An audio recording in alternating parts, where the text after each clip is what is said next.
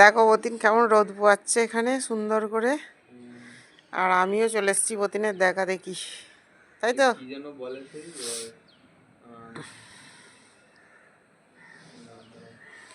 কি শিলচর না কি বলে না, কি চল কি চর শিলচর যারা রোদ পোয়ায় কি যেন বলে, টার্মটা ভুলে গেছি। টার্ম ছিল কি এটা, মানে যে পশুরা রোদ পোয়ায় আর কি। পশুরা? হ্যাঁ, কোন পশু রোদ পোয়ায়?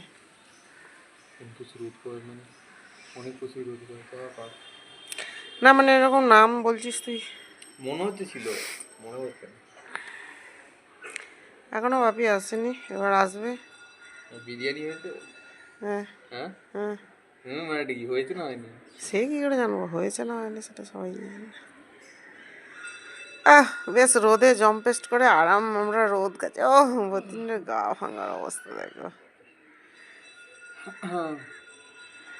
আমরা মা বেটায় রোদে গা কেমন লাগছে তোমরা কমেন্ট করে জানাও। রোদে বসে যেমন লাগে তেমন লাগছে। আমরা রোদে এখানে আমার প্রচণ্ড ঠান্ডা লেগেছে, তাই আমি রোদে এলাম। এখন সবে রান্না হয়ে গেল, সেই জন্য এলাম। এখন আজকে অনেক বেলা হয়ে গেল, তো আমরা এখন একটু রোদ খাবো যতক্ষণ না গৌতম ফিরছে, তারপরে আমরা নিচে যাব। না অতক্ষণ টাটা, বাই বাই। অতক্ষণ হবে।